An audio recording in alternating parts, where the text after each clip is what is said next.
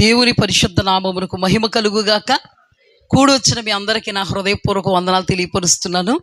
ఈ సమయంలో ప్రభు మన కొరకు ఉద్దేశించిన వాక్య ధ్యానాంశము 1 సమూయేలు గ్రంథము 12వ అధ్యాయము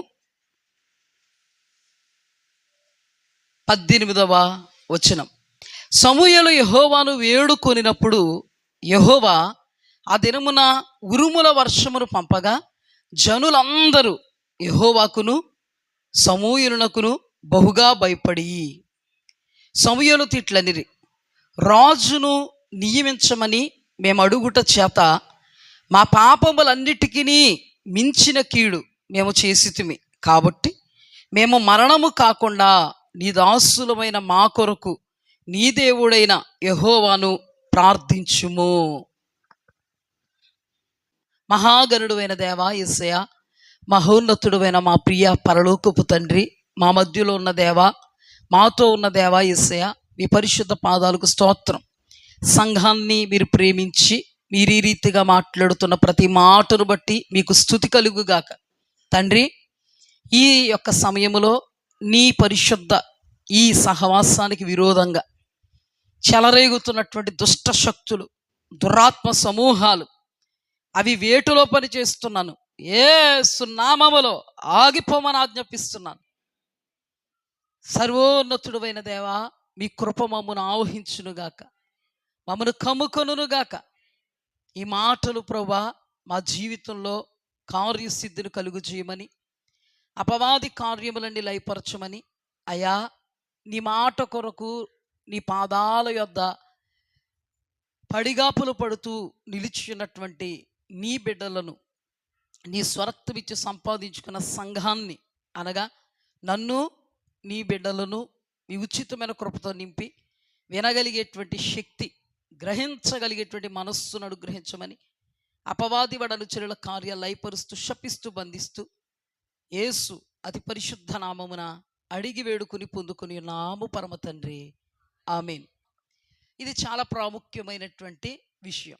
ప్రభు ఏది మాట్లాడుతున్నా కూడా అది చాలా ప్రాముఖ్యమైన విశేషమైనటువంటి విషయం.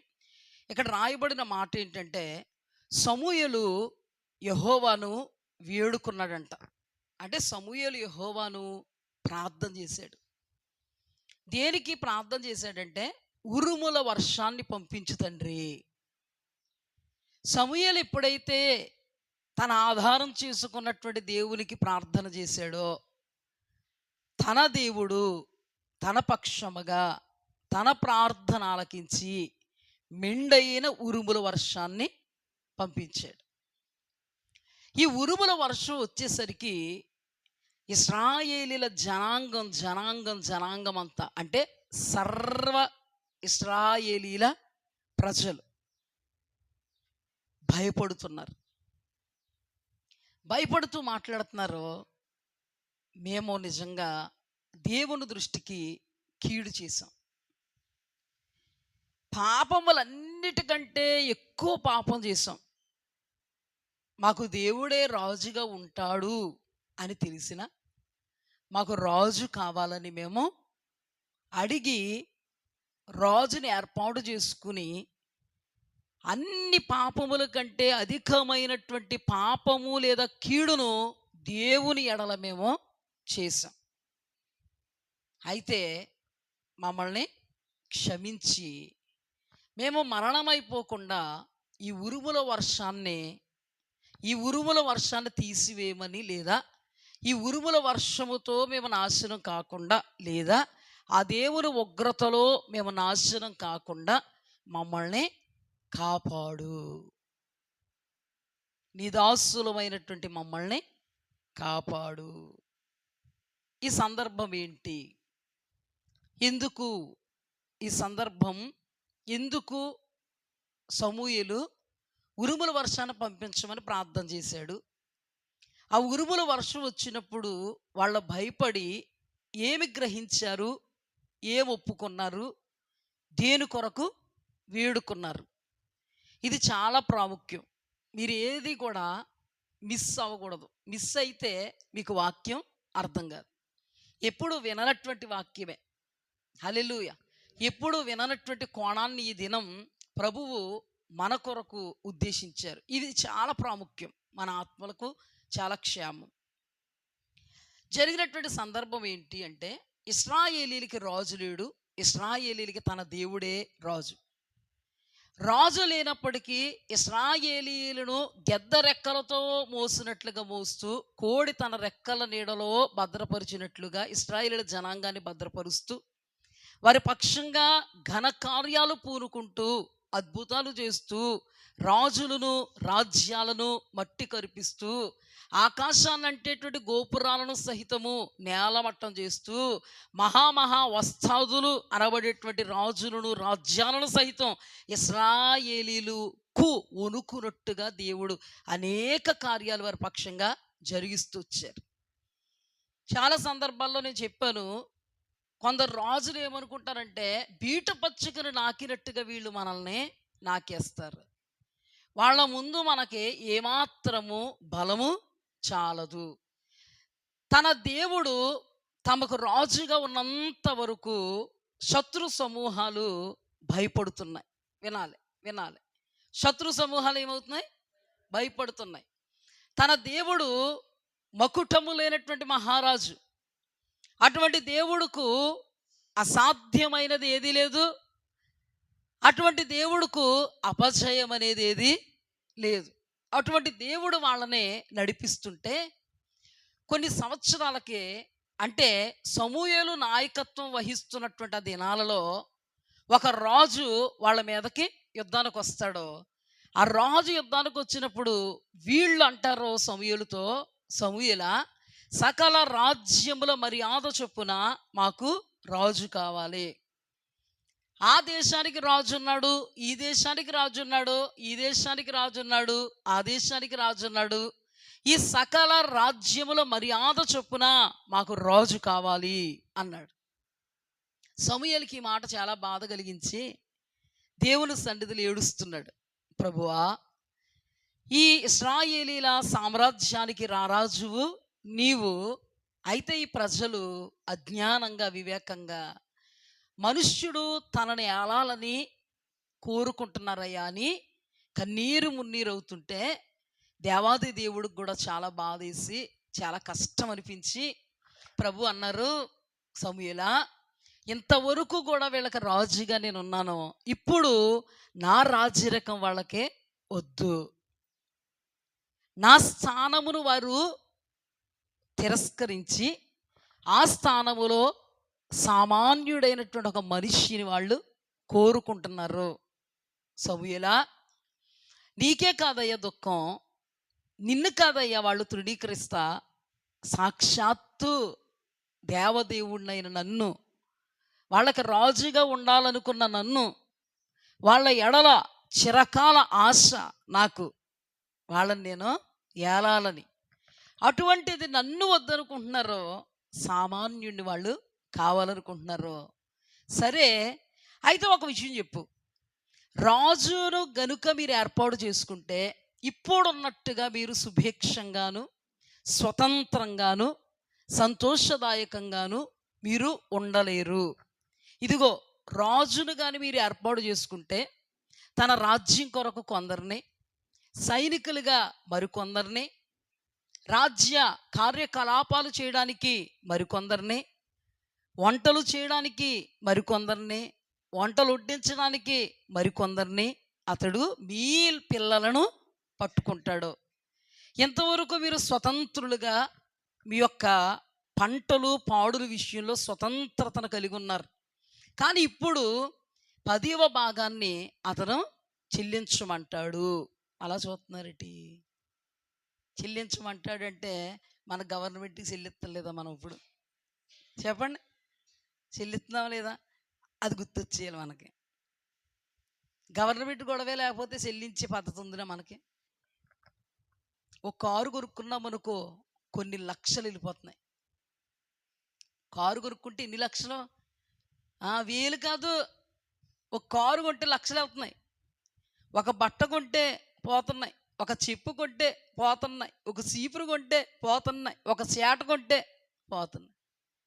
చీపురు మీదనే, చేట మీదనే, తినే తిండి మీదనే, కట్టే బట్ట మీదనే, ఉండే ఇల్లు మీదనే.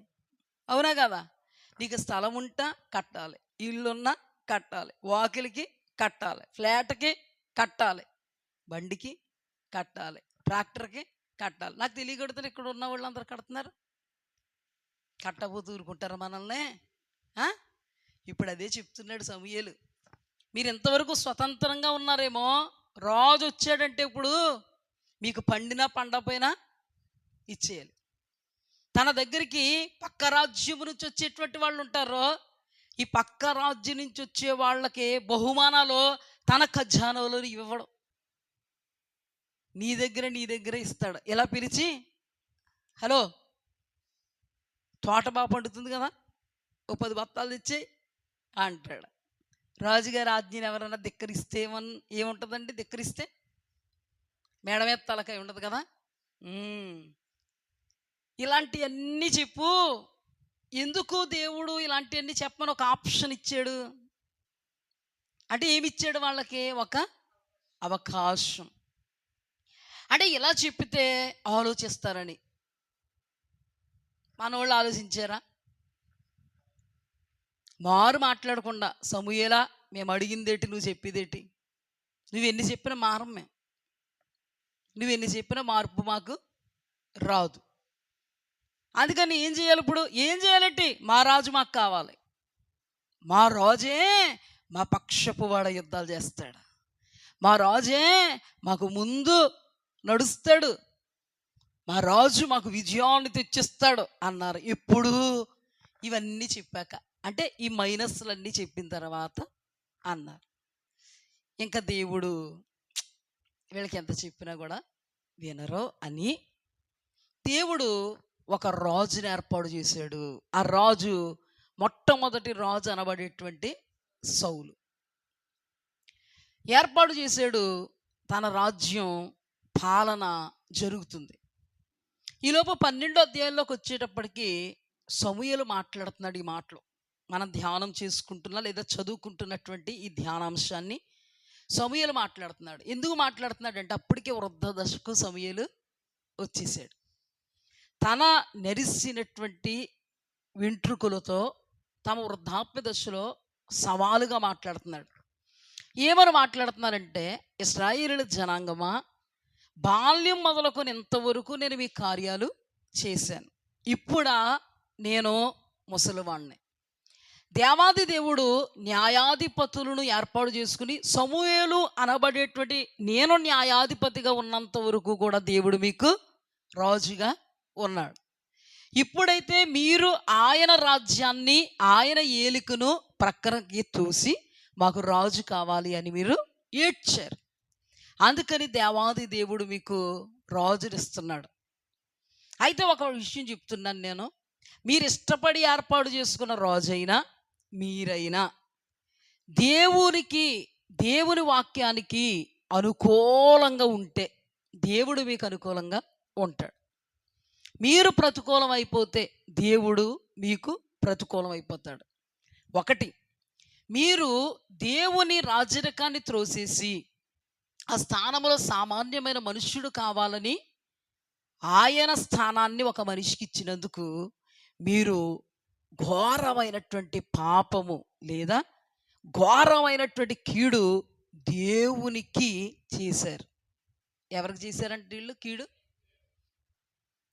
అంటే దేవుడు ఆ స్థానంలో ఉండాలి, దేవుడు రాజుగా ఉండాలి, దేవుడే వాళ్ళ పక్షంగా యుద్ధాలు చేయాలి, దేవుడే వాళ్ళ పక్షంగా విజయాలు ఇవ్వాలని ఆయన అనుకుంటే ఎల్లవయ్యా అన్నట్టు అనమాట అర్థం. ఏదో వైరు ఉన్నట్టు, మునుపు ముందు ఆ దేవుడు ఏదో వీళ్ళని కష్టపెట్టేసినట్టు, ఆ కష్టాలు పడి ఇక నేను తట్టుకోలేను, తాలుకోలేను, ఈసారి రాని కొండ బద్దలవ్వాల అన్నట్టుగా అనుకుంటే, అలా మాట్లాడితే దేవుడికి బాధ కలగదండి?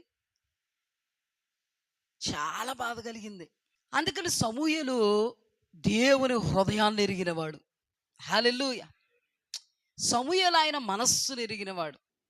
ఆయన కామైపోయాడు, దేవుడు కామైపోయాడు. దేవుని పక్షపు వాడైనటువంటి సమూయేలు కాముగా లేడు. ఆ రోజు నుంచి అదే మాటను దెప్పిపొడుతున్నాడు. మన భాషలో చెప్పాలంటే ఆ రోజు అన్నాడు, ఆ రోజు ఏడ్చాడు, ఆ రోజు రాజుని అభిషేకించేసాడు. కానీ మరలా కడవరి క్షణాల్లో, కడవరి గడియల్లో మరలా ఎత్తుతున్నాడు. అప్పటికే రాజు ఏర్పాటు చేయబడ్డాడు, అప్పటికే రాజరికం జరుగుతుంది. కానీ ఇక్కడ మరలా ఎత్తుతున్నాడు, ఎత్తి మాట్లాడుతున్నాడు. మీరు చాలా కీడు చేశారు దేవుని దృష్టికి. నాకు తెలియక అడుగుతాను, ఇన్ని అధ్యాయాలు గడిచిపోయినాయి, ఏ రోజైనా మేము దేవుని దృష్టికి కీడు చేసాం అనేటువంటి ఒక ఆలోచన ఇశ్రాయేలీయుల జనాంగానికి కలిగిందా? చెప్పండి. ఇప్పుడు సమూయేలు చెప్పకపోతే కలుగుదునా? అందుకని ఇప్పుడు సమూయేలు దేవుని యొక్క హృదయం తెలుసుకొనిన వాడే, దేవుని ఆత్మతో నడిపింపబడిన వాడే, మీరు దేవుని దృష్టి కీడు చేశారు, ఇది ఘోర పాపము, ఆ కీడు ఆ పాపం నీ నడినెత్తి మీద ఉందని చెప్పడం కరెక్టా తప్ప? చెప్పకపోతే తెలుస్తుందా తెలదా? ఆ కీడు నిమిత్తమైన పాపం నీ నెత్తి మీద ఉంటుందా? దానికి శిక్ష నీ నెత్తి మీదకి, నడినెత్తి మీదకి వస్తుందా రాదా? ఖచ్చితంగా వస్తుందా? కానీ చివరి మూమెంట్లో అంటాడు, దేవుని దృష్టికి మీరు కీడు చేశారు. చూడండి, దేవుని దృష్టికి మీరు కీడు చేశారు అనే విషయాన్ని నేను మీకు రూఢిపరుస్తాను, నేను మీకు తెలియజేస్తానని సెలవిచ్చి దేవా వేడుకున్నాడు. అక్కడే వాళ్ళ ముందే వేడుకున్నాడు, ఉరుముల వర్షాన్ని పంపు, వీళ్ళు నీ దృష్టి కీడు చేశారు, అది నువ్వు రుజువుపరచు. నేను చెప్తున్నాను కీడు చేశారని, ఇది దైవజనుడు మాట అని అనుకుంటారేమో. నువ్వు చెప్పు ప్రభువా, నీ హృదయం ఎలా ఉంది? వీళ్ళు కీడు చేశారని అనుకుంటున్నావా, మేలు చేశారని అనుకుంటున్నావా అన్నట్టుగా ఇక్కడ సమూయేలు వేడుకుంటున్నాడు దేవుణ్ణి. ఎప్పుడైతే వేడుకున్నాడో అప్పటికే దేవుడికి ఏముంది? వీళ్ళ కీడు చేసి నా స్థానాన్ని తప్పించి నన్ను కాదని సామాన్య మనుష్యుని కోరుకుని అతడు రాజరికం చేస్తుంటే ఆ రాజ్య పరిపాలనలో ఉంటూ ఆ రోజు మొదలుకొని ఈ రోజు వరకు తండ్రి నీకే విరోధంగా, కేవలం నీకే విరోధంగా మేము పాపం చేశాము అనేటువంటి పశ్చాత్తాపం వీళ్ళలో లేదు. ఒక మాట, దావీదు ఉరియా భార్యతో పాపం చేసినప్పుడు, ఊరియాని చంపించినప్పుడు ఈ గ్రహింపు ఉందా? లేదు. కాబట్టి దేవుడు ఏం చేశాడు? నాతాను ప్రవక్తను పంపి తన తప్పిదం విషయంలో తనకి గ్రహింపు లేదు. దేవా, కేవలం నీకే విరోధంగా నేను పాపం చేశాను అనేటువంటి పశ్చాత్తాపం లేదు. నేను నిలుచున్నాను. ఎలా ఉన్నాను? మీరు నిలుచున్నారా? కూర్చుని ఉన్నారా? నేను నిలుచున్నాను అన్నట్టుగా ఉన్నాడు. నాతాను, నువ్వు వెళ్ళి తాను దేవుని దృష్టికి చేసినటువంటి కీడును పాపాన్ని నీవు అతనికి తెలియజేయి. హల్లెలూయా. ఎప్పుడైతే నాతాను ప్రవక్త తెలియజేశాడో అతడు పలికిన పలికేంటంటే, నేను మరణము కాకుండా నన్ను కాపాడు ప్రభువా, కేవలము కేవలము కేవలము నీకే విరోధంగా నేను పాపం చేశాను అన్నాడా లేదా? అంటే ఒకవేళ నాతానే గనక దావీదు యొద్దకు వచ్చి చెప్పకపోతే, ఆయన డిక్లేర్ చేసింది దావీదుకు తెలియకపోతే, ఆయన కీడు దావీదు మీదకి పంపిస్తాడు. కానీ ఎందుకు పంపించాడో దావీదుకి తెలియదు. కానీ దావీదు కీడు అనుభవిస్తాడు. ఆ కీడులో దావీదు తెలియకపోతే ఏం చేస్తాడో తెలుసా? నాయన, శ్రమలలో ఉన్నానయ్యా, ఈ శ్రమల్లో నిలబడే శక్తి నాకు ఇవి, శ్రమ తర్వాత నాకు కిరీటం కూడా ఇచ్చే దేవుడు, పెద్ద కిరీటం కళ్ళలో కనబడుతుంది, అది ఇట్టేస్తావో ప్రభువా అందుడా అనకపోదుడా. అర్థమైందా లేదా? అర్థమైందా లేదా మీకు? మన తప్పిదం ఏంటో మనకు తెలియనప్పుడు, మన పాపం ఏంటో మనకు తెలియనప్పుడు, దేవుని దృష్టికి మనము ఘోరమైనటువంటి కీడు అనబడేటువంటి తప్పిదము పాపము మనం చేసాం అని మనకు తెలియనప్పుడు, చేసిన తప్పుకి దేవుడి దగ్గర నుంచి కోపం ఎలాగా వస్తుంది? ఈ తప్పును బట్టి ఈ శిక్ష వచ్చింది అని మనకు కానీ తెలియలేదనుకో, మనంత భక్తులు లేరనుకుంటాం. ఆ శ్రమ వచ్చినప్పుడు, ఆ కష్టం వచ్చినప్పుడు, ఆ బాధ వచ్చినప్పుడు, ఆ కన్నీరు వచ్చినప్పుడు, ఆ దుఃఖం వచ్చినప్పుడు, ఆ చింత వచ్చినప్పుడు దేవుడే నన్ను కొడుతున్నాడని అవగాహన ఉండదు. కానీ నేను యోసేపును, నేను యోబును, ఖచ్చితంగా దేవుడు నాకు ప్రతిఫలం ఇస్తాడు అనేటువంటి భ్రమలో ఉండేటువంటి ప్రమాదం ఉంది. దేవాది దేవుడు యొక్క నైజం ఏంటంటే, నీ తప్పిదాన్ని తప్పకుండా దేవుడు చెప్తాడు.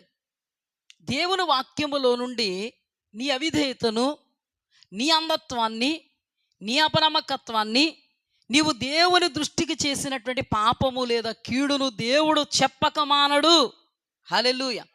ఇందాక పాట పాడుకున్నాం కదా, యెహోలోక ఆశలతో అంధుడ నేనైతిని, నీ సన్నిధి విడిచి నీకు దూరమైతిని, మెల్లని స్వరముతో నన్ను నీవు పిలిచి నీలో నన్ను దాచిన నీ ప్రేమ మధురం. అంటే ఏంటో తెలుసా? మనం దేవుడు సన్నిధికి రాకపోవడమే యెహోలోక సంబంధితమైనటువంటి కార్యాల్లో మునిగిపోవడం.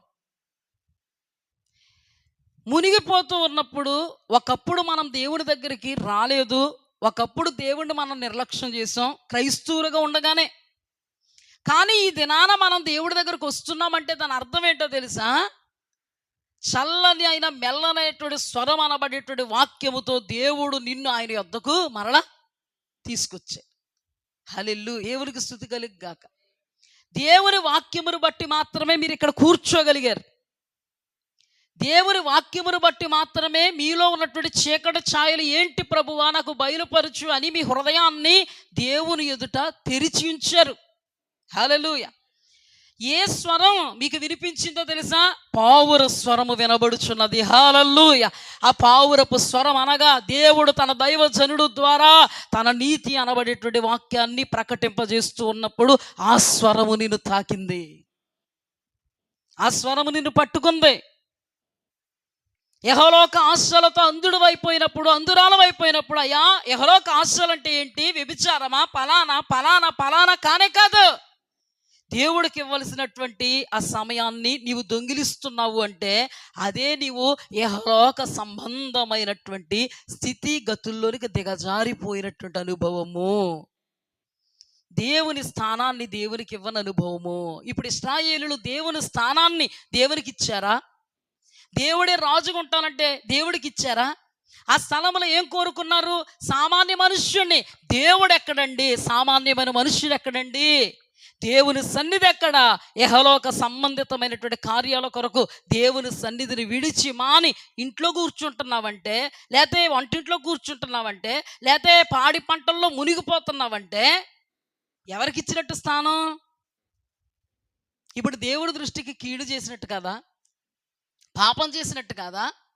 దేవుని సమయాన్ని దేవునికి ఇవ్వకపోవడం, దేవుని సహవాసం కొరకు రాకపోవడం, సమాజముగా కూడుకొని ప్రభువును ఆరాధించకపోవడం, దైవ వాక్కును నమ్ముకోకపోవడం, దేవుని సన్నిధిలో ఆయనను వెదకకపోవడం దైవ వాక్యానికి విరోధం, దేవుని చిత్తానికి విరోధం, దైవ సంకల్పానికి విరోధం. ఆయన నీ ఎడల కలిగిన ఉద్దేశాలకు, ఊహలకు, ప్రణాళికలకు, చిత్తానికి విరోధము విరోధము విరోధము. అర్థమవుతుందా? అందుకే దేవుడు మాట్లాడతాడు. అలనాడు దావీదుతో మాట్లాడాడు దేవుడు నాతాను ప్రవక్త ద్వారా. ఈ దినం మనం ధ్యానం చేసుకుంటున్నటువంటి ఇశ్రాయేలీల సర్వ జనాంగంతో మాట్లాడుతున్నాడు దేవుడు సమూయేలు ద్వారా. ఈ దినాన ప్రియ సంగమా, ఆయన సేవకురాలు ద్వారా దేవుడు నీతో మాట్లాడుతున్నాడు. ఆయన సేవకుడు ద్వారా దేవుడు నీతో మాట్లాడుతున్నాడు. ఎందుకంటే నీవు దేవుని దృష్టికి కీడు చేసిన దానవు, కీడు చేసిన వాడవైతే ఖచ్చితంగా దేవుని యొద్ద నుండి కోపం నీ మీదకు వస్తుంది. ఆ కోపము దేవుని దృష్టికి నీవు కీడు చేయటం వలన వచ్చిన కోపము, అది దేవుడు కొట్టిన దెబ్బ, అది నీ శ్రమ కాదు, అది శిక్ష. అపవాది చేత నువ్వు శోధింపబడడం లేదు. వాడినే నీ నడినెత్తి మీద ఎక్కించుకుని నాట్యం ఆడింపజేసుకుంటున్నావు, ఆనందిస్తున్నావు అని దీని సారాంశము. దేవుని వాక్యములో నీ వాక్య సారాంశము సత్యము. హల్లెలూయా. ఇప్పుడు దేవుడు నీతో నాతో మాట్లాడుతున్న మాట సత్యము. ఎందుకు సత్యం మాట్లాడుతున్నాడు? మనల్ని సర్వ సత్యంలోకి నడిపించడానికి మాట్లాడుతున్నాడు. మనల్ని పరిపూర్ణులుగా చేయుటకు మాట్లాడుతున్నాడు. పరిశుద్ధులుగా పిలువబడినటువంటి మీరు సంపూర్ణులు కావాలని మాట్లాడుతున్నాడు. ఏ లోపము నీవు కలిగి ఉండకూడదని, ఏ భ్రమలోను నువ్వు బ్రతకకూడదని, నిలుచున్నాను నేను అని తలంచకూడదని, పడిపోకుండా జాగ్రత్త పడు నిమిత్తము దేవదేవుడు ఆయన వాక్కును నీకు ప్రత్యక్షపరుస్తున్నాడు. ఇది దైవ వాక్కు. హల్లెలూయా. ఇప్పుడు చూడండి, ప్రత్యక్షపరిచాడు.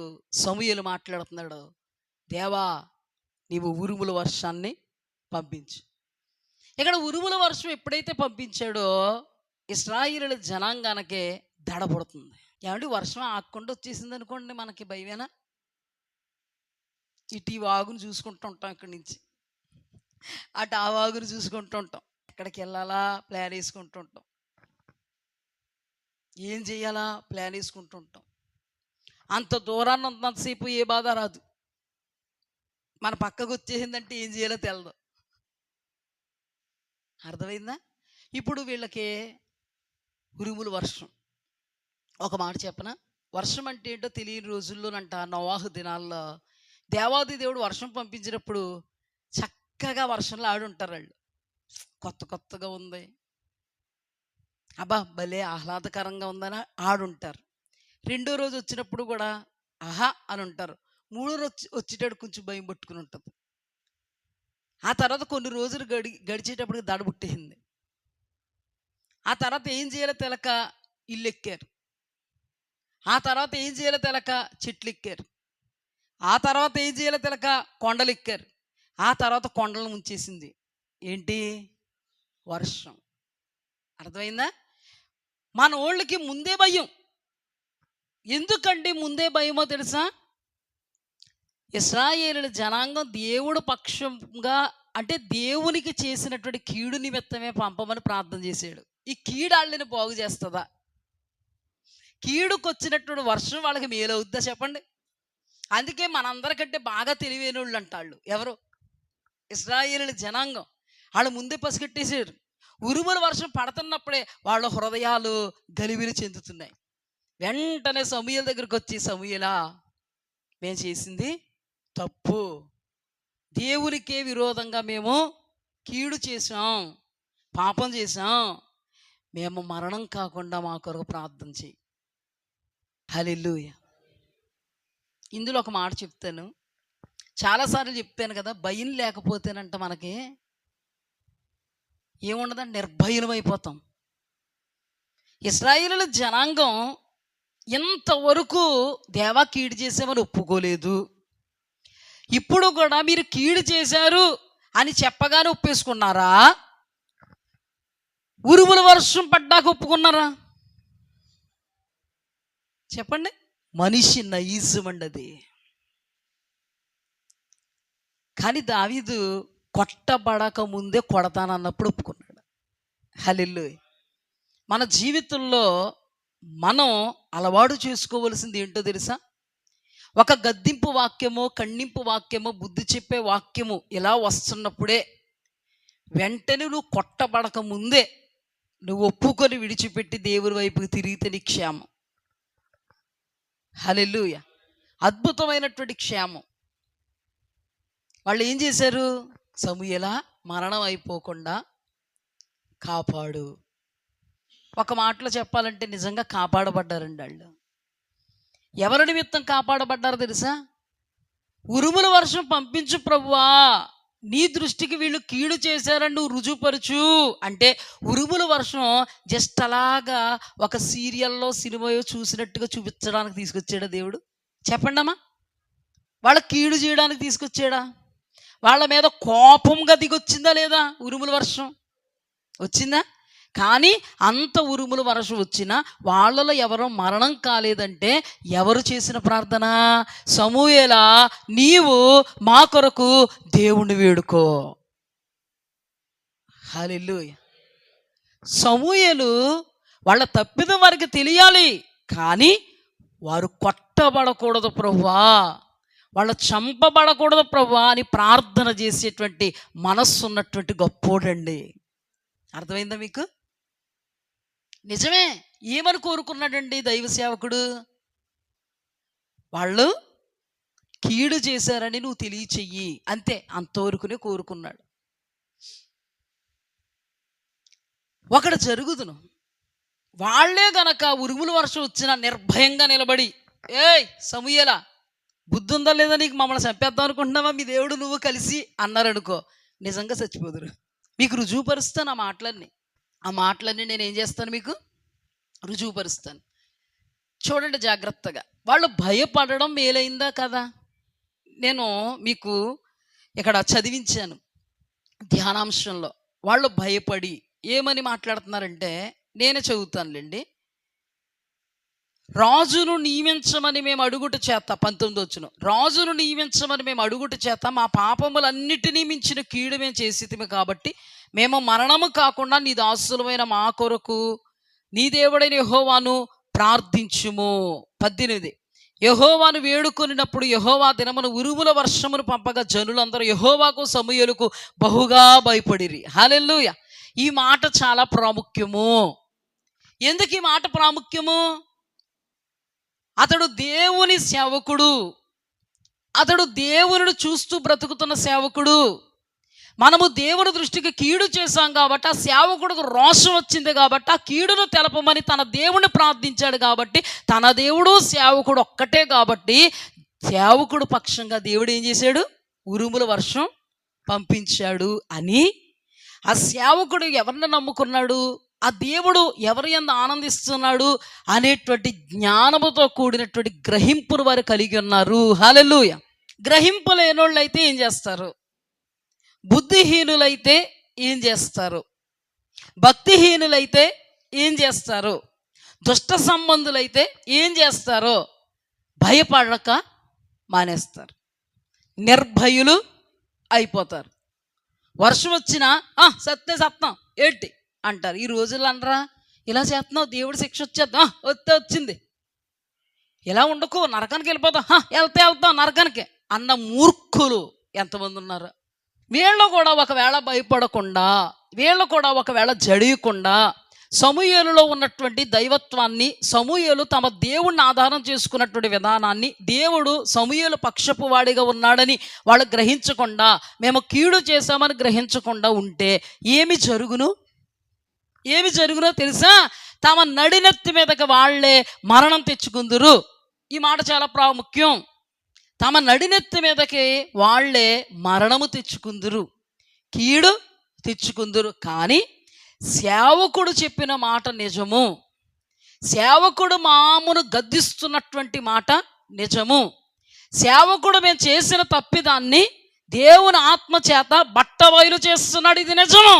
కాబట్టి దీనిని ఒప్పుకొని విడిచిపెట్టి, సేవకుడా నువ్వు చెప్పింది నిజమే, ఆ పాపం ఆ శాపం మా మీదకు రాకుండా దయచేసి మేము ఆయన్ని ఒప్పుకొని క్షమించమని పశ్చాత్తాపపడి విడిచిపెడతాం.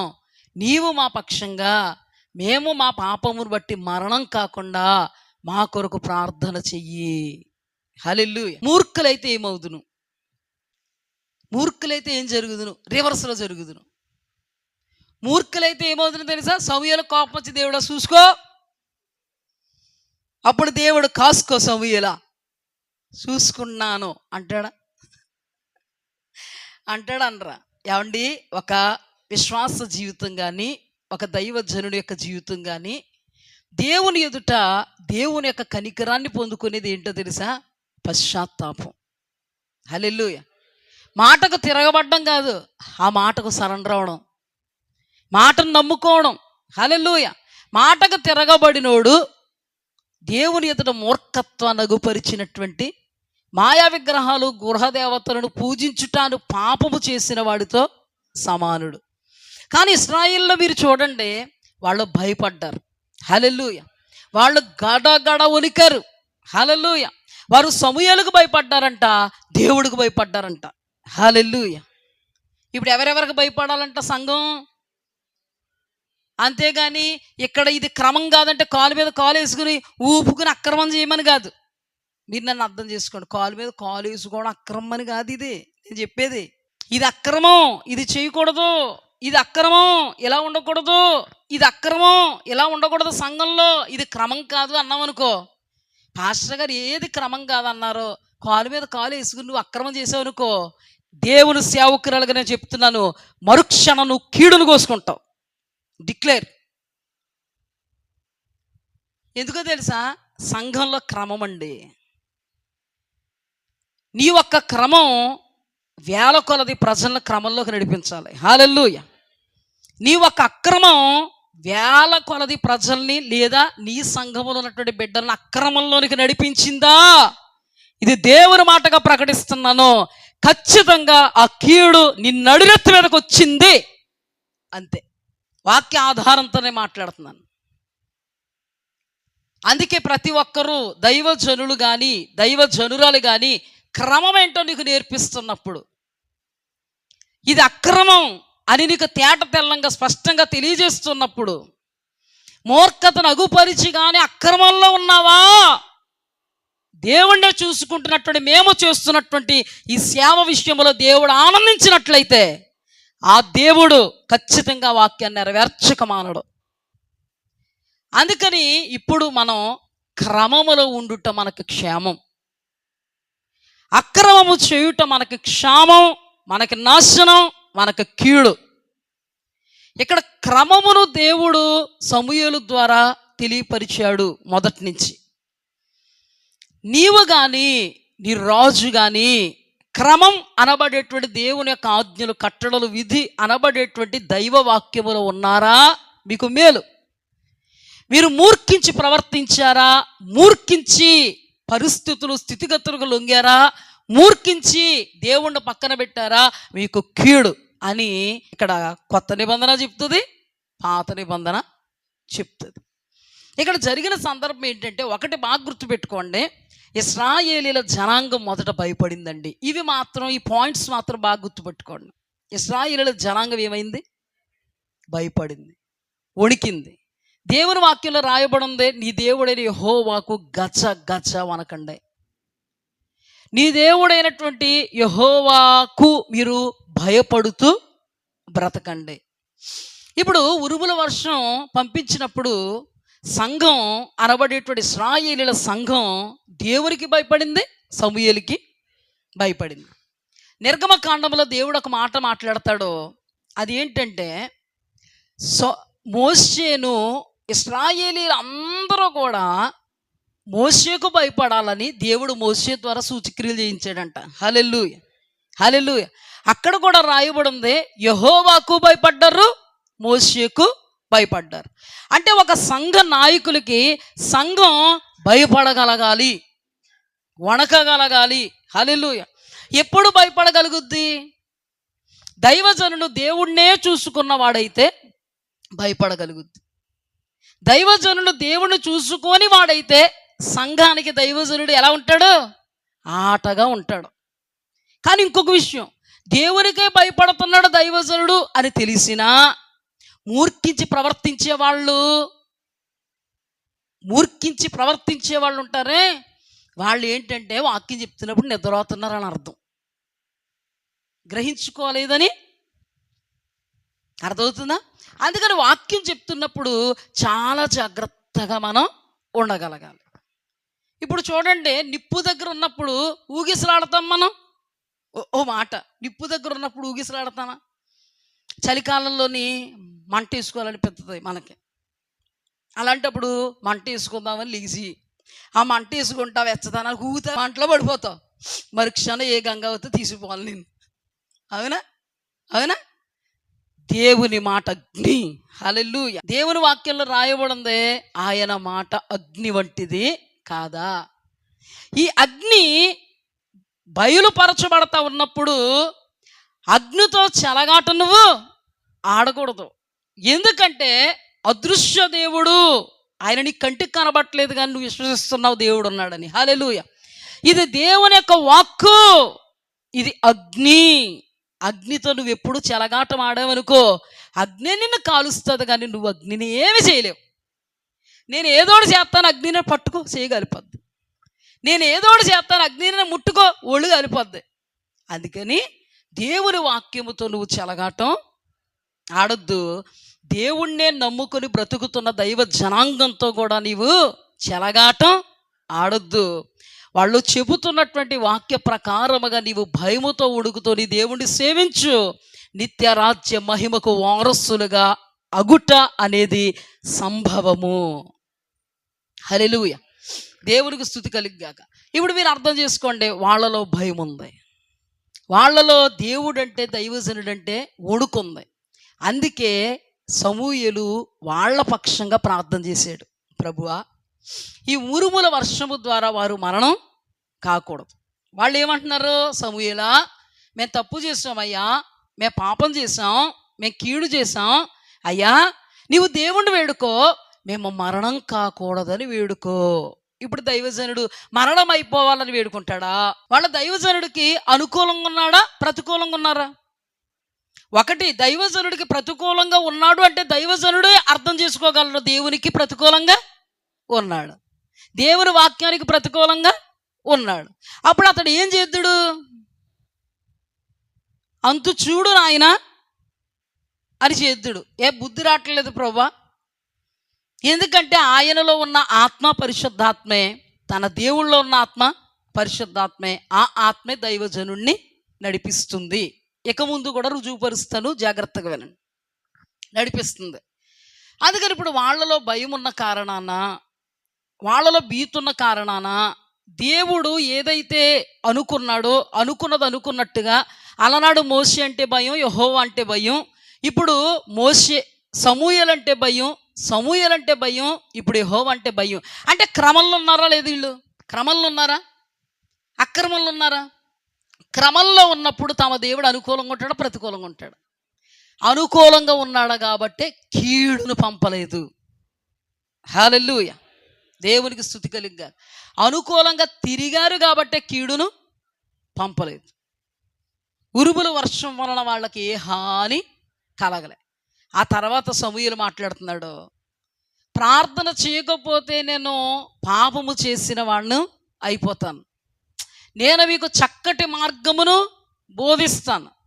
ఇదిగో జాగ్రత్తగా వినండి, ఇందాక చెప్పిన మాటే మరలా చెప్తున్నాను, మీరైనా మీ రాజు అయినా దేవునికి అనుకూలంగా ఉంటే ఆయన అనుకూలుడవుతాడు, దేవుడికి ప్రతికూలుడు అయిపోతే ఆయన ప్రతికూలుడు అయిపోతాడు.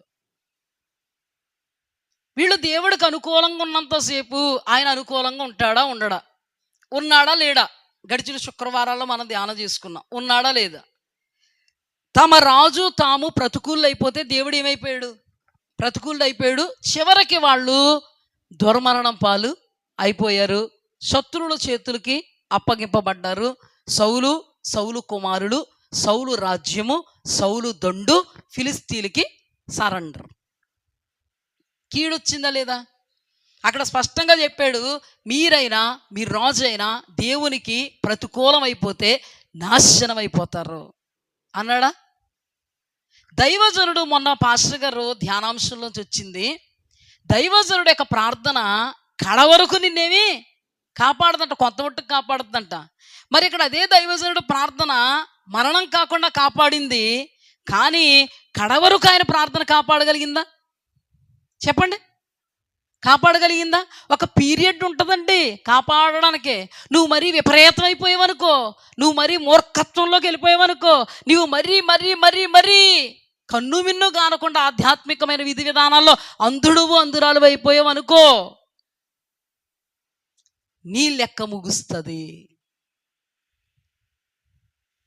సమూయేలు ద్వారా ఎన్నిసార్లు గద్దించలేదండి దేవుడు సౌలుని? తన ప్రార్థన ఎందాక కాపాడింది, చివరికి ఏమైంది? దుర్మరణం పాలు అయిపోయాడు.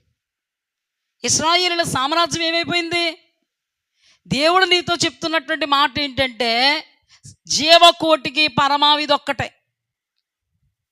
దైవజనుల ద్వారా దేవుడు ప్రకటిస్తున్నటువంటి ప్రకటనను నమ్ముకొనుట తప్ప వేరే గత్యంతరం లేదు, వేరొక భాగ్యం లేదు. ఇది సౌభాగ్యం, దేవుడిచ్చిన మహా గొప్ప భాగ్యం. హల్లెలూయా. ఎందుకంటే చక్కగా దేవుడు నీ హృదయ లోతుల్లోకి మాట్లాడుతున్నాడు, నీ రహస్య జీవితాన్ని తొంగి చూచి మాట్లాడుతున్నాడు. నీ వైఖరి, నీ విధానాలను దేవుడు తొంగి చూచి నీవు దేవుని దృష్టికి కీడు చేయవాడవైపోతున్నావు. జాగ్రత్త సుమా, దేవుని దృష్టికి నీవు అనుకూలంగా తిరుగు అని రహస్యమందు చూచుచున్న దేవుడు ముక్కుసూటిగా నీతో మాట్లాడుతున్నాడు. మారితే బాగు, మారకపోతే ఓగు. ఎక్కడికి? కన్నడ. ఎక్కడికి? అది చాలా జాగ్రత్తగా ఉండాలి. నేను కొత్త నిబంధనలో నుండి కూడా మీకు తెలియపరుస్తాను. ఎందుకంటే కొత్త నిబంధన పిచ్చోళ్ళు ఉన్నారు ఇక్కడ. పాత నిబంధన వేరు, కొత్త నిబంధన వేరు అని ఏడుస్తున్నటువంటి పిచ్చోళ్ళు ఈ లోకంలో చాలామంది ఉన్నారు. ఆ పిచ్చోళ్ళు పిచ్చి ఏమవ్వాలి? దేవుడు మబ్బు విడగొట్టాలి. జాగ్రత్తగా నేను ఇంతవరకు చెప్పినటువంటి వాక్యం మీకు గుర్తుంది.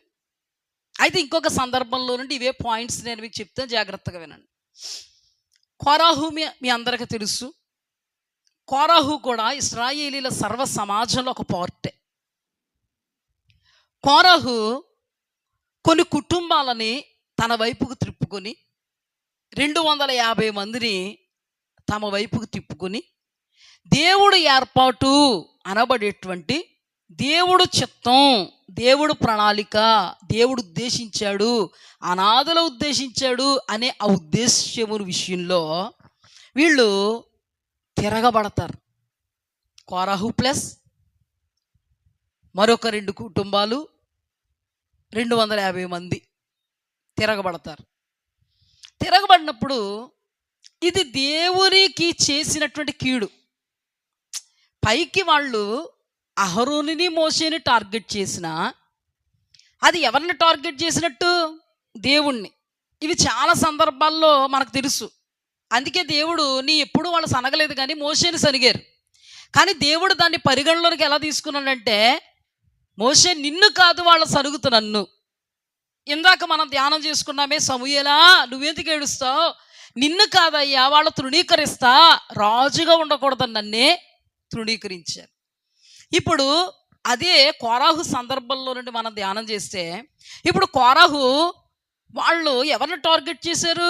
దేవుడి ఏర్పాటుని, దేవుడి ఉద్దేశాన్ని, దేవుడి చిత్తాన్ని, దేవుడి సంకల్పాన్ని వాళ్ళు కాదు, వద్దు, లేదు, వాళ్ళు ఉండకూడదు, మేము ఉండాలి. వాళ్ళు ఉండాలి అని ఎవరు ఉద్దేశించారు? వాళ్ళు ఉండకూడదు అని ఎవరు ఉద్దేశించారు? అంటే ఇప్పుడు ఎవరిని త్రోసేస్తున్నారు? కోరాహు ప్లస్ కుటుంబాలు ప్లస్ 250 మంది. ఎవరిని? ఒక్కటే. ప్రత్యక్షంగా వాళ్ళ టార్గెట్ మోషే, అహరోనులు. కానీ వాళ్ళు దేవుణ్ణి చూసుకుని బ్రతుకుతున్నారు కాబట్టి దేవుడు కోరాహుని 250 మందిని మిగతా 2 కుటుంబాలని టార్గెట్ చేశాడు. ఎందుకు టార్గెట్ చేశాడంటే, ఎగ్జాక్ట్గా మొదటి సందర్భంలో మనం ధ్యానం చేసుకున్నట్టుగా సమూయేలు నిన్ను కాదయ్యా వాళ్ళు విసర్జిస్తా నన్ను. ఈ మాటను బట్టి ఇప్పుడు మోషే నిన్ను కాదయ్యా వాళ్ళు విసర్జిస్తా నన్ను, అహరోను నిన్ను కాదయ్యా వాళ్ళు విసర్జిస్తా నన్ను. కరెక్ట్ తప్ప? కరెక్ట్ తప్ప? ఏమైనా డౌట్ ఉందా? అంటే ఏం విసర్జించారు వాళ్ళు? దేవుని యొక్క ఏర్పాటును, దేవుని యొక్క ఉద్దేశాన్ని, దేవుని యొక్క ప్రణాళికను, దేవుని యొక్క చిత్తాన్ని వద్దని త్రోసివేసి వాళ్ళు ఆ స్థానంలో నిలబడాలని. ఇప్పుడు చెప్పండి, అది వాళ్ళు దేవుని దృష్టికి చేసిన కీడా మేలా? ఇప్పుడు వాక్యం అంతా మీరే చెప్పేయాలి. ఈ పార్ట్ నేను చెప్పాను కదా, ఈ పార్ట్ను అన్వయించుకుని ఇప్పుడు మీరు ఏం చేయాలి? చెప్పాలి. ఇప్పుడు వాళ్ళు చేసింది ఎగ్జాక్ట్గా దేవుని దృష్టికి కీడు. ఇప్పుడు సమూయేలు అక్కడ ఏం చేశాడు? ప్రభువా వీళ్ళు కీడు చేశారు, అందుకని ఉరుముల వర్షం పంపు అన్నప్పుడు వాళ్ళు ఏం చేశారు చెప్పాలి మీరు. భయపడ్డారు, వణికారు, దడదళ్ళాడారు. ఎవరెవరికి భయపడ్డారు? దేవునికి భయపడ్డారు, సమూయేలుకు భయపడ్డారు. ఇప్పుడు ఈ సిచ్యువేషన్లో ఇప్పుడు బాగా కోపగించి దేవుణ్ణే చూసుకుంటున్నటువంటి దైవ సేవకుడైనటువంటి మోషే ప్రార్థన చేస్తున్నాడు. ఏమని? అక్కడ సమూయేలు ప్రార్థన చేసినట్టే ఇక్కడ ఈయన చేస్తున్నాడు. వీళ్ళ నైవేద్యాలు నువ్వు అంగీకరించుకో. వీళ్ళది నేను ఏమన్నా దొంగిలించానా? వీళ్ళది నేను ఏమన్నా తిన్నానా? వీళ్ళది నేను ఏమన్నా వేసుకున్నానా? ప్రభువా, వీళ్ళ నైవేద్యాలు నువ్వు అంగీకరించుకో. అప్పుడు దేవుడు ఏమన్నాడు? వీళ్ళందరినీ ప్రత్యక్షపు గుడారం దగ్గరికి తీసుకురా. ఇప్పుడు అంతలా మాట్లాడుతుంటే ప్రత్యక్షపు గుడారం యొద్దకు తీసుకురా అంటే ఈ కోరాహులో దడ పుట్టిందా? చెప్పాలి. ఒడుకు పుట్టిందా? యెహోవా క్షమించు, మోషే క్షమించు అన్నారా? దోపార్తులు చేత పట్టుకుని ఓవర్ కాన్ఫిడెన్స్ తెలిపారు 250 మంది. అర్థమవుతుందా? ఇంకా మన కొరాహు ఓవర్ కాన్ఫిడెంట్. కానీ అక్కడ వాళ్ళు ఏం చేశారండి? చెప్పే టైం అయిపోతుంది త్వరగా. వాళ్ళు ఏం చేశారు? భయపడ్డారు, వణికారు. యెహోవా యందు భయం కలిగింది, తన సేవకుడైనటువంటి సమూయేలు యందు భయం కలిగింది. కానీ కోరాహుకి కానీ వీళ్ళెవరికైనా భయం కలిగిందా? అక్కడ కోపం వచ్చింది. ఇక్కడ సమూయేలు చంపమనేం ప్రార్థన చేయలే. ఎందుకు? వాళ్ళు భయపడ్డారు. నేను మీ పక్షంగా ప్రార్థన చేస్తాను అన్నాడు. కానీ ఇక్కడ వీళ్ళు భయపడ్డారా? మోషేకి ఏం రావాలి ఇప్పుడు? కోపమా, మిక్కిలి కోపమా? మిక్కిలి కోపం వచ్చిందా రాలేదా? మీకు అందరికి తెలుసా విషయం. మిక్కిలి కోపం వచ్చింది. అప్పుడు ఏమన్నాడు? వీళ్ళందరిలాగా చనిపోవడం కాదు, ఒక వింత పుట్టాలి, వింతగా చనిపోవాలి వీళ్ళు అని అన్నప్పుడు అక్కడ భూమి నెరవిడిచింది. అమాంతంగా కోరహు కుటుంబం వాళ్ళ పిల్లలు, దాతాను అబీరాములు కుటుంబం వాళ్ళ పిల్లలు చనిపోయారు. నెక్స్ట్ ఏమైంది? అగ్ని వచ్చి 250 మందిని కాల్చేసింది. అంటే మీకు అందులో అవసరమైనవి మాత్రమే చెప్తున్నాను నేను. కాల్చేస్తే మిగతా ఇశ్రాయేలు జనాంగానికే భయం పుట్టాలొద్దా? వీళ్ళకి ఆ భయం పుట్టలేనందుకే నడినెత్తి మీద తెచ్చుకున్నారు కీడు. ఆ మాట చూపిస్తాను రండి, సంఖ్యాకాండము చూడండి. పాపము చేసి తన ప్రాణములకు ముప్పు తెచ్చుకొనినా, పాపము చేసి తమ ప్రాణములకు ముప్పు తెచ్చుకొనినా. ఇందాక వాళ్ళు పాపం చేశారు, భయపడ్డారు, వణికారు. యెహోవా యందు సమూయేలు యందు భయపడి క్షమించమని వేడుకో, మేము మరణం కాకుండా కాపాడు మమ్మల్ని అని వేడుకున్నందుకు అక్కడ తమ పాపాన్ని బట్టి కీడు తెచ్చుకున్నారా? తమ పశ్చాత్తాపమును బట్టి వాళ్ళు బ్రతికారు. కానీ ఇక్కడ వీళ్ళ వైఖరి ఎలా ఉంది? వీళ్ళ వైఖరి ఎలా ఉంది? మూర్ఖత్వము. ఏంటిది? అక్కడ మోషేని అంగీకరించారా? దేవునికి భయపడినట్ట? మోషేని అంగీకరించకపోతే భయపడినట్టు కాదు. అక్కడ నిర్భయులైపోయి ఓవర్ కాన్ఫిడెన్స్ని ప్రదర్శించి దోపార్తులు చేతబట్టుకుని ప్రత్యక్ష గుడారం దగ్గరికి వెళ్ళిపోయారు. అలాగని దాతాను అబీరాములు రాలే కదా. కానీ దేవుడు ఏమన్నాడు? కొరాహు, దాతాను, అబీరాముల యొక్క కుటుంబం యొక్క సరౌండింగ్లు ఎవరు ఉండొద్దు ఇశ్రాయేలు ప్రజలు. ఎందుకు? వాళ్ళని చంపమని చెప్పాడు. వింతగా చంపు ప్రభువా, ఎంతగా చంపమని చెప్తే వింతగానే దేవుడు చంపాడు. ఆ తర్వాత 250 మందిని అగ్ని పంపితే అగ్ని వచ్చి వాళ్ళను దహించి వేసింది. వీళ్ళు ఎందుకండి ఇంత కీడు తెచ్చుకున్నారు? వాళ్ళకి ఆప్షన్ ఉంది కదా, ఉందా లేదా? ఆప్షన్ ఉంది. కానీ ఎందుకు ఇంత కీడు కోసుకున్నారు అంటే నిర్భయులైపోయి, భయం లేక. ఇది చాలా ప్రాముఖ్యం. దేవుని వాక్యం అంత గద్దింపుతో నీ యొద్దకు వస్తున్నా నీకు భయం అస్సలు వేయట్లేదేమో. దీనికి కూడా కారణం ఉంది. దేవుడి చిత్తమైతే ఈరోజు చెప్తాను, లేకపోతే నెక్స్ట్ బుధవారం చెప్తాను. దేవుని వాక్యం నీ యొద్దకు వస్తున్నప్పుడు నేను చెప్పాను కదా, నీవు దేవుని వాక్యం నీ యొద్దకు వస్తున్నప్పుడు నీ హృదయం దేవుని వాక్యానికి అనుకూలమైపోయి దేవా నన్ను క్షమించు అన్నట్టుగా నీ హృదయంలో క్రియ చేస్తుందా? ఇది పరిశుద్ధాత్మ కార్యం. చెప్పాలా కాబట్టి చెప్తున్నారు. చెప్పకపోతే ఏం చేస్తారు? నా కోసమే చెప్తున్నారు, ఎక్కడో చూసినట్టున్నారు నన్ను అని నువ్వు అనుకున్నావంటే నీలో పరిశుద్ధాత్మ దేవుడు కార్యం చేయట్లే. నీవు ఆ వాక్యానికి సరెండర్ అవ్వట్లేదంటే, ఆ వాక్యం విషయంలో నీ హృదయంలో పాజిటివ్ థింకింగ్ కలగట్లేదంటే, నెగిటివ్ థింకింగ్ కలుగుతుందంటే నువ్వెవరో తెలుసా? భక్తిహీనుడవు. నువ్వెవరు అంటే భక్తిహీనురాలవు. అంటే దాని అర్థం ఏంటే బుద్ధిహీనుడవు, బుద్ధిహీనురాలవు. బుద్ధిహీనుడు తన యొక్క ఇంటిని ఇసుక మీద కట్టుకుంటాడు. బుద్ధిమంతుడు తన ఇంటిని బండ మీద కట్టుకుంటాడా? బండ క్రీస్తే, వాక్యమే. ఇప్పుడు బుద్ధిహీనుడని ఎందుకన్నానంటే వాక్యం మీద కట్టుకున్నాడా? ఆ వాక్యం దైవజనుడు చెప్తున్నప్పుడు నువ్వు చాలా అలాగే చెప్తారులే అన్నట్టుగా ఉన్నావంటే బుద్ధిహీనుడవు, భక్తిహీనుడవు. నువ్వు భక్తిహీనురాలవు, బుద్ధిహీనురాలవు. బుద్ధి లేని కన్యకలు ఎక్కడున్నారో చెప్పండమ్మా? విడవబడ్డారు, నాశన కోపానికి దిగిపోబోతున్నారు. ఇప్పుడు కోరహు ఎవరు?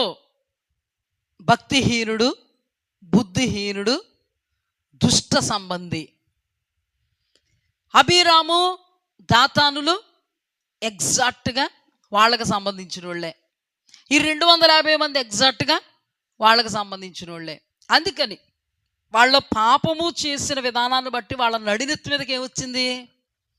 కీడొచ్చింది, మరణం వచ్చింది, నాశనం వచ్చింది, దేవుని కోపం అనబడేటువంటి శాపం దిగొచ్చింది. ఎవరి చేతుల్లో ఉందది? దీన్ని ఎలా మనం పోల్చుకోవాలి? దీన్ని ఎలా మనం ప్రాక్టికల్గా తెలుసుకోవాలి అంటే బాగా ముక్కుసూటిగా మాట్లాడుతున్నా, జాగ్రత్తగా విను. ఇక్కడ వాక్యం చెప్తున్నప్పుడు నీ యాటిట్యూడ్ ఎలా ఉంది అది చాలా ప్రాముఖ్యం. ఒళ్ళు దగ్గర పెట్టుకుని వింటున్నావా లేదా? వింటున్న వాక్యం నీకు అర్థమవుతుందా లేదా? అర్థమవుతున్నటువంటి వాక్యాన్ని బట్టి నువ్వు కొంచెం సరెండర్ అవుతున్నావా? దేవుడి మీద నీ మనసు వెళుతుందా? దైవజనుడు, అయ్యో దేవుడు దైవజనుడు ద్వారా మాట్లాడుతున్నాడు అన్న ఫీల్ కలుగుతుందా? అయితే ఇది పరిశుద్ధాత్మ కార్యం. హల్లెలూయ, హల్లెలూయ. చెప్తున్నప్పుడు ఏమరుపాటుతూ ఉంటున్నావా? నిద్రావస్థలో జోగుతున్నావా? ఓ ముక్క అర్థమవుతుంది, 10 ముక్కలు పోతున్నాయా? అలాగే చెప్తారు, ఏదో చెప్తున్నారులే అని అనుకుంటున్నావా? ప్రమాద పంచుల్లో నువ్వు ఉన్నావు. ఎక్కడున్నావు? ప్రమాద పంచు అంటే ఏంటో తెలుసా? తెలదేమో కదా చెప్తేనే. స్లాబ్ వేస్తారు కదా, స్లాబ్ వేసారా? చాలా స్లాబులు చూసామా? స్లాబ్ ఎక్కాం, పిట్ట కూడా కట్టలేదు దానికి. ఆ స్లాబ్ ఎక్కి అలాగలా చూసుకునేటప్పటికి చివరికి వెళ్ళిపోయాం, ఒక్క క్షణంలో పడిపోతాం. ఇంకా అదనమాట ప్రమాద పంచు. ఇంకా పడిపోతే ఏం చెప్పక్కర్లేదు, ఏ గంగవతో తీసుకెళ్దామన్నా ఛాన్స్ ఉండదు, కొన ఊపిరితో కొట్టుకుంటాం. అంటే అంత ఎత్తిరించి పడతావు కదా. ప్రమాద పంచు అంటది. చాలా జాగ్రత్త సుమ, యవనస్తులారా, సహోదరులారా, సహోదరులారా.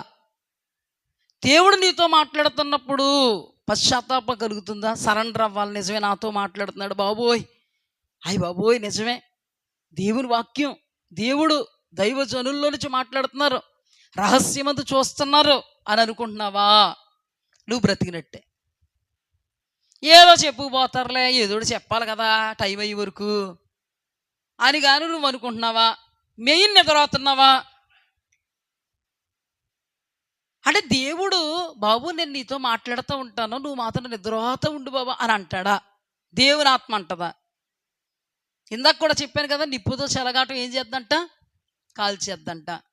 ఈ నిప్పు అనబడేటువంటి వాక్య విషయంలో ఏమరపాడుతున్నావేమో, అగ్ని అనబడేటువంటి 2వ మరణం నిన్ను కాల్చి పడేస్తుంది. ఇది నాశనం అంటే. నాశనం అంటే ఏంటండి? నిత్య నరకాగ్ని పాలైపోవడం. శాపం అంటే ఏంటండి? శపింపబడిన వారలారా, అపవాదికి వాడి అనుచరులకు సిద్ధపరిచిన నిత్య నరకాగ్నికి పోవుడి. వాళ్ళలో భయం లేదు, ఏమీ లేదు. చూస్తున్న ప్రజలు ఉన్నారా లేదా? మిగతా వాళ్ళు ప్రజలందరూ చూస్తున్నారా? చూస్తున్నప్పుడు వాళ్ళకి భయం పుట్టాలా వద్దా? చెప్పాలి. మీరు అందరూ కొంచెం యాక్టివ్గా ఉండాలి. భయం పుట్టాలా వద్దా? నీకు నాకు పుడద్దా పుట్టదా?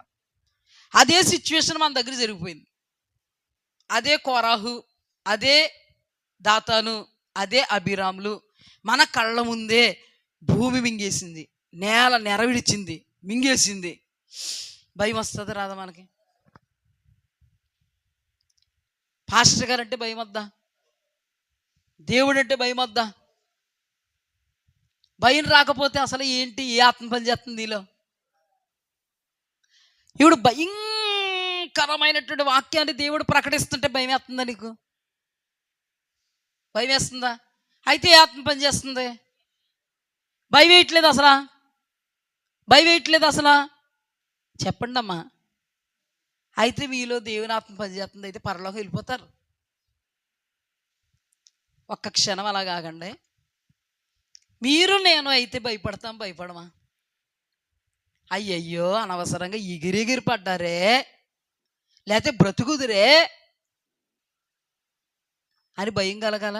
నేను చిన్నప్పుడు కథ చదువుకున్నాను. అందులో నుండి 3 చేపలు ఉంటాయి: దీర్ఘదర్శి, ప్రాప్త కాలజ్ఞుడు, దీర్ఘసూత్రుడు. ఒక సరస్సులో ఉంటాయన్నమాట 3 చేపలు. జాగ్రత్తగా వినండి, కథ చెప్తున్నాను. ఈ 3 చేపలు చక్కగా నివాసం చేస్తూ ఉన్నాయి. ఒక జాలరి మాట్లాడుకుంటున్నాడు అనమాట సరస్సు దగ్గరికి వచ్చి.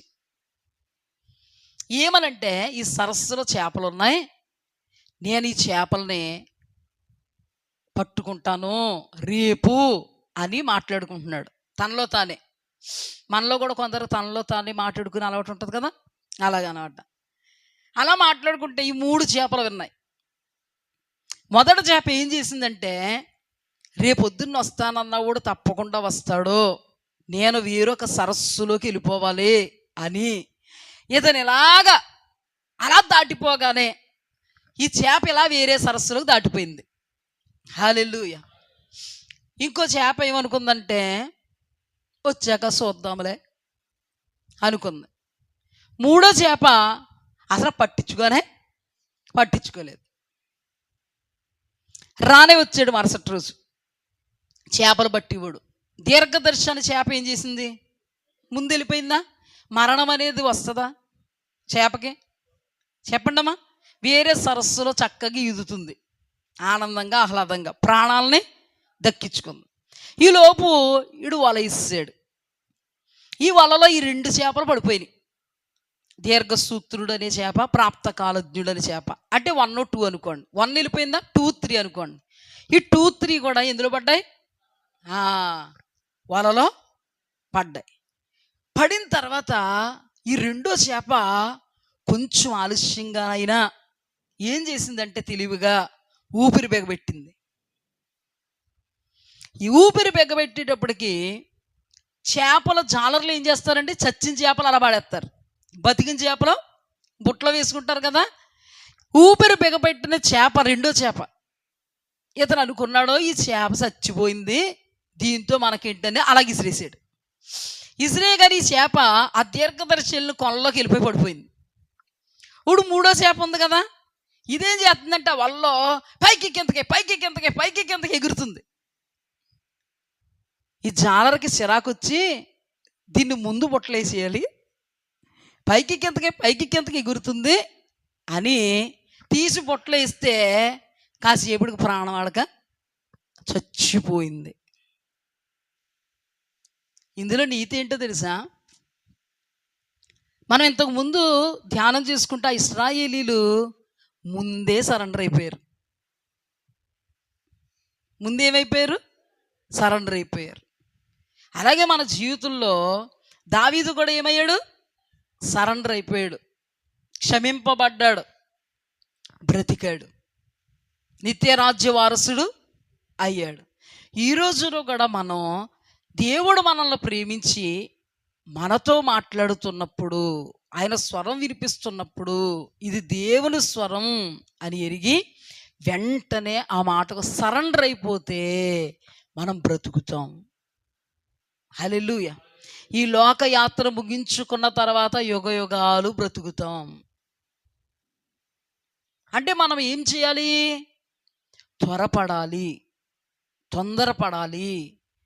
దేవుని వాక్యానికి మనం సరెండర్ అవ్వాలి. ఆ తర్వాత కొంత ఆలస్యంగా ఆయన ఏమయ్యాడు? సరెండర్ అయ్యారు. అంటే దేవుడు అన్నాడో 2 సార్లు మాట్లాడతాడు దేవుడు. దేవుని వాక్యంలో ప్రవక్తలు చెప్తున్నారు, ఒక్క మారు నాకు వినబడిను, రెండవ మారు రెట్టించి నాకు వినబడిను. హల్లెలూయా. దేవుడు 2 సార్లు చెప్పాడు అంటే నీకు అక్కడతో ఛాన్స్ క్లోజ్. అందుకే దేవుడు చెవి గలవాడు వినుగాక. నీకు 2 సార్లు చెప్పాడంటే చాలా సీరియస్గా చెప్తున్నాడని అర్థం. అందుకే దేవుడు మార్తా మార్తా అన్నాడా లేదా? గట్టిగా గద్దించాడా? నీకు అలాగైతే అర్థమవుదేమో, అర్థమయ్యేలా చెప్పనా? మామూలుగా తీసుకురామ్మా అంటాం పిల్లల్ని. ఒరే బాబు అక్కడ అదొని తీసుకురా అంటాం. ఒరే బాబు తీసుకురా అంటాం. వినబడినట్టున్నాడు అనుకో, ఒరేయ్ బాబు ఒరేయ్ తీసుకురా అంటాం అనమా? అంటే పిలుపులో తేడా వస్తుందా? కేకలో తేడా వస్తుందా? ఎవరినైనా ఏదైనా తెమ్మంటే ఒకసారి చెప్తే తెచ్చేసారనుకో, రెండోసారి కేకలో తేడా వస్తుందా? రెండోసారి కేక ఇవ్వాల్సి వస్తుందా? కానీ తీవ్రంగా ఉంటే మాత్రం ఏం చేయవలసి వస్తుంది? ఇప్పుడు దేవుడు 2వ మారు కూడా నీతో చెప్తున్నాడంటే దాని అర్థం ఏంటంటే నీవు మారవలసినటువంటి ఆవశ్యకత చాలా తొందరగా ఉంది. నువ్వు సరెండర్ అవ్వాల్సినటువంటి విషయం చాలా సమీపంగా ఉంది అని అర్థం. ఇప్పుడు చూడండి, మనం ఫస్ట్ సరెండర్ అయిపోవాలి. కానీ రెండో చేప కాస్త టైం తీసుకుని అన్న సరెండర్ అయిందా? మూడో చేప పైకి కిందకి ఎగిరిందా? ఇంకా సరెండర్ అవుద్ది? సరెండర్ అవుద్దా? ఇప్పుడు కోరాహు వీళ్ళు సరెండర్ అయ్యారా? ఏ చేపకు సంబంధించారు వీళ్ళు? వాళ్ళలో పైకి కిందకి ఎగిరి కొట్టుకున్నారు. చివరికి నాశనానికి దిగిపోయారు. ఇంత చూస్తున్నటువంటి ఇశ్రాయేలు జనాంగం ఎలా వ్యవహరించాలి మీరే చెప్పాలి. భయపడాలి. వాళ్ళు ఏమన్నారు తెలుసా? మీరు వీళ్ళందరినీ చంపేశారా?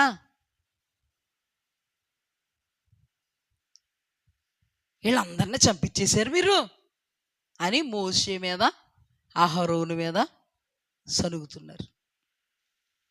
ఏమండి ఎంత మూర్ఖత్వం చెప్పండి అది. చెప్పండి, ఒక్క మాట చెప్పండి, అది ఎంత మూర్ఖత్వం.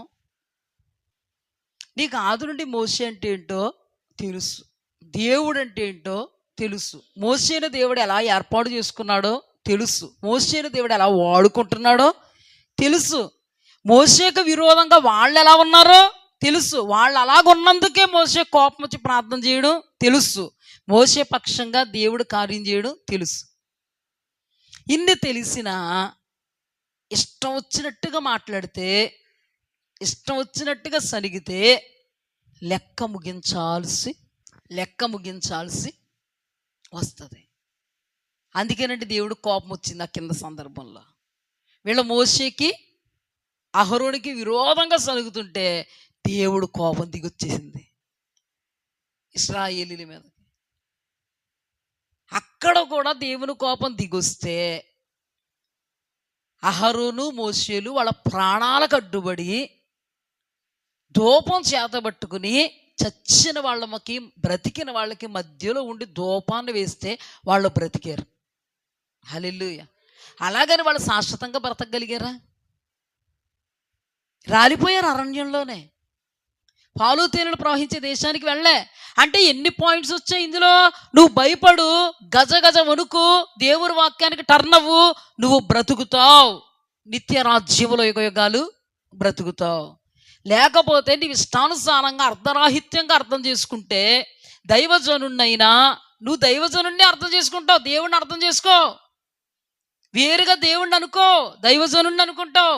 కానీ దేవుడు ఎలా పరిగణిస్తాడో తెలుసా? దైవజనుడు అంటే నన్ను అన్నట్టే. ఇష్టానుసారంగా మాట్లాడితే, ఇష్టానుసారంగా ప్రవర్తిస్తే, మూర్ఖిస్తే దేవుని కోపం అంటూ తప్పకుండా ఎవరి మీదకి వస్తుందమ్మా? మూర్ఖించిన వాళ్ళ మీదకి వస్తుంది. అప్పుడు కూడా దైవజనులే ప్రార్థన చేశారు, బ్రతికించుకున్నారు. అయినా వాళ్ళు బ్రతకగలిగారా? అరణ్యంలో రాలిపోయారా? సంఖ్యాకాండం 14 అధ్యాయంలోనే దేవుడు ప్రమాణం చేశాడు, వీళ్ళ బుద్ధి ఇంకా మారట్లేదు, నేను ఎన్ని అద్భుతాలు చేసినా, ఎన్ని కార్యాలు చేసినా, ఎన్ని స్వస్థతలు చేసినా మోషేమే సనగడం మానట్లేదు, చెడ్డ సమాచారాన్ని మాత్రమే వాళ్ళు నమ్ముకోవడం మానట్లేదు, ఎన్నాళ్ల మట్టుకు వాళ్ళు నమ్మకయుందురు, ఎన్నాళ్ల మట్టుకు వాళ్ళు నన్ను తృణీకరిస్తారు.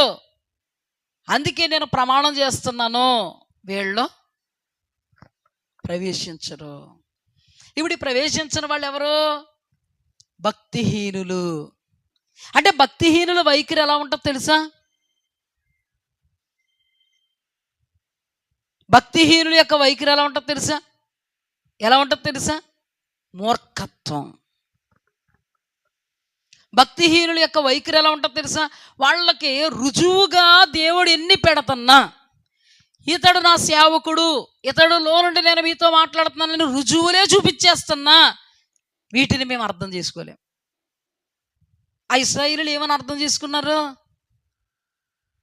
మీరే మోషేను, ఎవరిని? మోషే మీరే కోరాహును, దాతానును, అబీరాముల కుటుంబాన్ని, ఆ 250 మందిని చంపేశారు. మారారండి? అసలు వాళ్ళ వైఖరి మారిందా? వాళ్ళ పద్ధతి మారిందా? వాళ్ళ తీరు మారిందా? వీళ్ళెవరో భక్తిహీనులు. కీర్తనల గ్రంథం 1వ అధ్యాయంలో భక్తిహీనుల మార్గము నాశనానికి నడుపును. ఈ భక్తిహీనుల మార్గం ఎలా ఉంటుంది? దేవుణ్ణి నమ్ముకోరో, దైవజనుల్ని నమ్ముకోరో, వాళ్ళ ద్వారా వస్తున్న వాక్యాన్ని నమ్ముకోరు. వస్తున్నామా వస్తున్నాం, వెళుతున్నామా వెళుతున్నాం, క్రైస్తవులమా క్రైస్తవులు అంతే. వాక్యం నమ్ముకుంటున్నావా? నో. దైవజనుల మాట నమ్ముకుంటున్నావా? నో. ఆ గద్దింపు నీ కొరకే వస్తుందా? ఏమో. ఆ ఖండింపు నీ కొరకే వస్తుందా? ఏమో. ఎందుకు? కడుపు చీల్చుకుని వాళ్ళు చెప్తున్నా నీ గురించి కాదా? కాదేమో. మరి ఎవరి గురించి? పక్కడి గురించా? ఇంకా వాక్యం ఉంది, విడమరిచి చెప్తాను, కానీ చాలా వాక్యం ఉంది, ఇంకా విడమరిచి చెప్తాను, కానీ కొంత కంక్లూజన్కి రావాలి కాబట్టి నేను త్వరగా చెప్పేస్తాను. అపోస్తలుల కార్యములు 13వ అధ్యాయం అమ్మ, 13వ అధ్యాయము 48. అన్యజనులు ఆ మాటలు విని సంతోషించి దేవుని వాక్యం మహింపరిచిరి, మరియు నిత్య జీవానికి నిర్ణయింపబడిన వారందరూ విశ్వసించిరి. చెప్పండమ్మా. నిత్య జీవానికి నిర్ణయింపబడిన వారందరూ ఆ మాటలు విశ్వసించిరి. నిత్య జీవములకు నిర్ణయింపబడిన వారందరూ విశ్వసించిరి. ఎవరి మాటలో? పౌలయ్య గారు విడుదల చేసిన మాటలు. ఇప్పుడు చెప్పండి, పరలోక రాజ్యం కొరకు దేవుడు కొందరు నిర్ణయిస్తాడు, నరక రాజ్యం కొరకు దేవుడు కొందరిని నిర్ణయిస్తాడు. పరలోక రాజ్యం కొరకు నిర్ణయింపబడిన వారి యొక్క వైఖరి, తీరు, పద్ధతి ఎలా ఉంటుందంటే, మొదట సందర్భంలో ఇశ్రాయేలీయులు సమూయేలుకి భయపడి, దేవుడికి భయపడి, ఆ మాటలను నమ్ముకొని గడగడ వణికి దేవుని పక్షపు వారై, సమూయేలు పక్షపు వారై క్రమములో ఉన్నట్టుగా నిత్య జీవం కొరకు సిద్ధపరచబడిన వారు వాటిని నమ్ముకుంటారు, విశ్వసిస్తారు. అంటే వాక్యం వస్తున్నప్పుడు ఎవరైతే ఆసక్తితో వింటారో, ఎవరైతే వాక్యమును హృదయంలో భద్రపరుచుకుని వాక్యంతో బ్రతుకుతారో, వాళ్ళే నిత్య జీవానికి నిర్ణయింపబడిన వారు. సామెతల గ్రంథము కొత్త నిబంధనలో చూపించాను కదమ్మ. ఇప్పుడు సామెతల గ్రంథము 16వ అధ్యాయము, సామెతల గ్రంథం 16 అధ్యాయం 4వ వచనం చూడండి జాగ్రత్తగా. యెహోవా ప్రతి వస్తువును దాని పని నిమిత్తం కలుగు చేసెను, నాశన దినమునకు ఆయన భక్తిహీనులను కలుగు చేసెను. చూడండి, ఇప్పుడు నాశన దినం కొరకు ఆయన ఎవరిని కలుగు చేసాడంట? ఈ వాక్యం వచ్చి వారం చెప్పుకుందాం, కానీ కంక్లూజన్కి రావాలి కాబట్టి నేను చెప్తున్నాను. అంటే భక్తిహీనులను కలుగు చేసెను అంటే భక్తిహీనులు నాశనానికి పోవడానికి కలుగు చేస్తాడు. భక్తిహీనులు అంటే అన్యజనులు అనుకోవద్దు, సంఘంలో ఉన్న వాళ్ళే. నేను ఇందాక నుంచి ఒక పదం ఉచ్చరించాను, భక్తిహీనులు, బుద్ధిహీనులు, దుష్ట సంబంధులు. ఈ బుద్ధిహీనులు దుష్ట సంబంధులు ఎవరంటే, కయ్యను దేవుని మాటను నమ్ముకున్నాడా, ఇస్కరియోతు యోధ దేవుని మాటను నమ్ముకున్నాడా, సౌలు దేవుని మాటను నమ్ముకున్నాడా? మరి వీళ్ళందరూ కూడా దేవుని బిడ్డలా కాదా? దేవుడు వాళ్ళతో మాట్లాడడం లేదా? కానీ మూర్ఖించారా లేదా? నేను అదే చెప్తున్నాను. వాక్యాన్ని ఎవరైతే విని విశ్వసిస్తారో ఇక్కడ అర్థం అవుతుంది, వాళ్ళు పరలోక రాజ్యానికి దేవుడి చేత ఏర్పాటు చేయబడిన వాళ్ళు. వాక్యం అంటే పట్టనట్టుగా, సహవాసం అంటే పట్టనట్టుగా, సంఘం అంటే పట్టనట్టుగా, దేవుడిని వెదకాలంటే ఆసక్తి లేనట్టుగా ఉన్నవాళ్ళు ఎవరో వాళ్ళు భక్తిహీనులు. 2, దేవుడి సన్నిధికి వచ్చి కూడా నిద్రపోతూ, దేవుడు వాక్యం అంటే పట్టనట్టుగా, దైవజనులు అంటే పట్టనట్టుగా, దేవుడు మాట్లాడుతున్నాడనే భయం లేకుండా, దేవుడు వాక్యాన్ని నమ్ముకోకుండా, దేవుడు వాక్యానికి సరెండర్ అవ్వకుండా, దేవుడు వాక్యం వస్తున్నప్పుడు అక్కడికక్కడే మోకరించి పశ్చాత్తాపడి దేవుడి వైపుకు తిరగని వాళ్ళు భక్తిహీనులు, బుద్ధిహీనులు. బండ మీద ఇల్లు కట్టుకున్న వాళ్ళు కాదు, ఇసుక మీద ఇల్లు కట్టుకున్న వాళ్ళు. ఇప్పుడు చెప్పండి, కొరాహు వీళ్ళందరూ ఎవరు? అర్థమైంది మీకు? నెక్స్ట్ సిచ్యువేషన్ చూసి కూడా, మోసే నువ్వే చంపేశావు, అహరోను నువ్వే చంపేశావు అన్నవాళ్ళు ఎవరు? భక్తిహీనులు. అంటే దేవుని వాక్యానికి ఎవరైతే ప్రధాన స్థానాన్ని ఇవ్వరో వాళ్ళు భక్తిహీనులు. అంటే ఇప్పటి వరకు నేను పాత నిబంధన చూపించాను లేదా, ఇప్పుడు కొత్త నిబంధన చూపిస్తున్నాను లేదా? ఈ వచనం ఎక్కడి నుంచి వచ్చింది? అపోస్తలుల కార్యములు, కొత్త నిబంధన సంఘానికి సంబంధించిన పౌలయ్య గారు ద్వారా పరిశుద్ధాత్మ దేవుడు మాట్లాడుతున్నాడు. నిత్య జీవానికి ఎవరైతే నిర్ణయింపబడ్డారో వాళ్ళు వాక్యాన్ని విశ్వసిస్తారు, వాక్యం కోసం ప్రోకులాడతారు, వాక్యమే దేవుడని గ్రహించుకుంటారు, వాక్యం వెతుకుటలో ఆనందాన్ని కనుపరుస్తారు. ఈ వాక్యం అంటే పెద్ద ఇది లేని వాళ్ళు కాలు మీద కాలు వేసుకుని ఊపుకుంటా కూర్చుంటారు. పాస్టర్ గారు వాక్యం చెప్తుంటే బుర్ర కిందకి పెట్టి వింటున్నారని అనుకోకండి, పడుకుంటారు. మళ్ళీ పాస్టర్ గారు మీకు తిరుగుతుడు బుర్ర కిందకి పెట్టుకుంటే ప్రార్థన చేసుకుంటున్నారు. ఎవరి కోసం? పాస్టర్ గారి కోసమా? ఒకవేళ ప్రార్థన చేస్తే మానేయండి, పర్లేదు, ఆ టైంలో చేయక్కర్లేదు. ఆ టైంలో మీరు చేసే ప్రార్థన మాకేమీ అవసరం లేదు. ఆ టైంలో చెప్తున్న వాక్యాన్ని వినడమే ప్రాముఖ్యం. ఏమండి, అన్నం పెడితే అన్నం తింటావు, తినవు నువ్వు? అన్నం ఎందుకు పెడతారండి? తినమని పెడతారమ్మా. అన్నం తినమని పెడితే తినకుండా దిక్కులు చూడు నువ్వు. మన జీవితంలో జరగని పని అది. అసలు ఎట్టి పరిస్థితుల్లో అన్నం కంచం అంటాం కదా, అన్నం కంచం ముందెట్టుకుని నిద్రపోయినోడిని ఎవరినన్నా చూసారా? దిక్కులు చూస్తున్నవాడు చూసారా? అన్నం ప్లేట్ అలా పెట్టగానే అటు ఇటు తిరిగిలాడుతున్నవాడు చూసారా? ఇది కూడా ఆహారమే. హల్లెలూయా.